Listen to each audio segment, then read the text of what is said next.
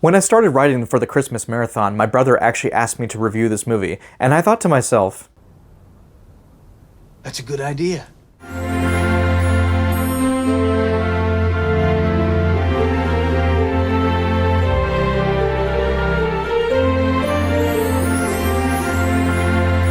Home Alone, one of the most popular and celebrated holiday films of all time. It was released in 1990, it was directed by Christopher Columbus, who also directed the sequel as well as the first two Harry Potter films. And it tells the story of a family going on vacation to Paris, but the young son Kevin, played by a young Macaulay Culkin, is accidentally left behind. Mom? He's confused at first, but soon realizes he now has free reign to do whatever he wants. He watches movies that he's not allowed to, he eats a ton of junk food, and even goes sledding down the stairs. But all that comes to a halt when his home becomes a target for the wet bandits, so Kevin has to do whatever it takes to defend his home. This is my house. I have to defend it. with that boring plot synopsis out of the way, what do I actually think about Home Alone as a whole? Well, it should go without saying, but I adore this movie.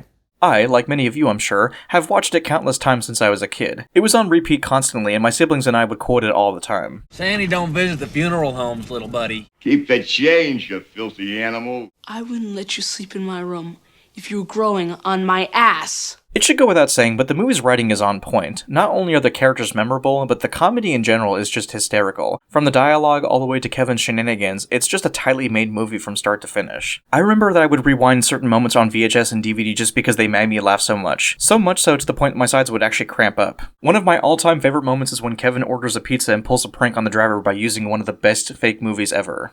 Who is it? It's Little Nero, sir. I have your pizza? Leave it on the doorstep and get the hell out of here. Seriously, if Angels with Filthy Souls was an actual movie, I would watch it just out of sheer curiosity. It's gotta be one of the best fake movies within a movie that I've ever seen. I do feel bad for the driver though. Not only does he get a small tip, but he's probably now traumatized as a result of Kevin's little stunt. Speaking of stunts, the traps in this movie are so damn funny, which is a good thing because it's hard for physical comedy to make me laugh this much. It's a lot easier for cartoons to pull this off because they have no boundaries or limitations, which is why I think it works in something like Tom and Jerry, for example. For the record, I just want to say that I fucking love Tom and Jerry. It's one of my favorite cartoons of all time. What makes it work so well in Home Alone, aside from the traps obviously being creative, is the balance of timing and execution. If either one of these are off, it'll lessen the overall effect. Some of my favorite traps are more on the simplistic side, but I also think they're the most well executed.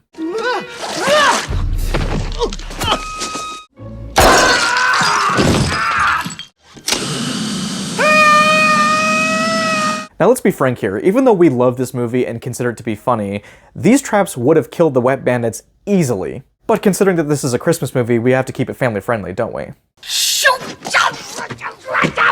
Speaking of which, let's discuss the wet bandits themselves. Harry and Marv, played by Joe Pesci and Daniel Stern respectively, are simply amazing in this film. I'm not really sure if I can really add anything to the discussion, but I love these guys. Simply put, they were perfectly cast, and not just for their respective characters, but their on-screen chemistry is equally perfect. It sort of reminds me of Harry and Lloyd from Dumb and Dumber. Funny on their own, but they work better as a pair. I can't imagine a movie without them, nor the actors in their place. One of my favorite moments is when they're in the van discussing their plan to rob the McAllister home. I think this perfectly sums up their chemistry. Go check it out.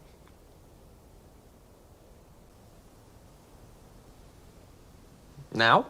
No, tomorrow, egghead, now! I'm confident in saying that Harry and Marv are one of the best duos in any film ever. Like, they are just so good together. Of course, we cannot review Home Alone without mentioning the score. It was composed by the one and only John Williams, who as far as I'm concerned has always delivered, and his score for Home Alone is no exception. The opening theme does a great job at setting the mood. It elicits a feeling of magic but also has a sneaky sensation to it. Even with songs like Somewhere in My Memory, I find myself often humming along to it. It's a really beautiful piece. I could be here all day discussing the music, but I think it speaks for itself. John Williams, as always, thank you for your work, good sir.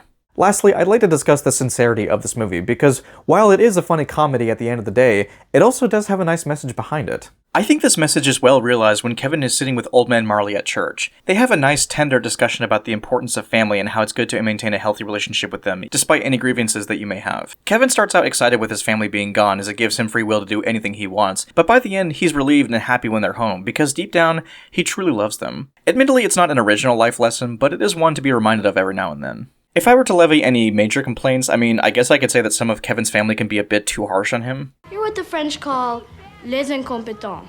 I'm going to feed you to my tarantula. Look what you did, you little jerk. Well geez, now I understand why Kevin was so excited about being alone. I get that sometimes family members have a sick sense of humor, but still, it can be a bit overbearing at times. Regardless, this doesn't take away from the big picture, and that it's that I love Home Alone. It's easily one of my favorite holiday films that takes me back to my childhood. It's funny, charming, quotable as hell, and still manages to have a good message by the end. I've been watching it since I was a kid, and will continue to do so for many years to come. Guys, thank you so much for continuing to watch my Christmas movie marathon. This has been an absolute blast. And I am curious, like, what do you guys think about Home Alone? You know, do you love it? Do you hate it? I'd like to know what your thoughts are. In the meantime, guys, this has been That Guy Matt, and I will see you guys all next time. And until then, I hope you all take care.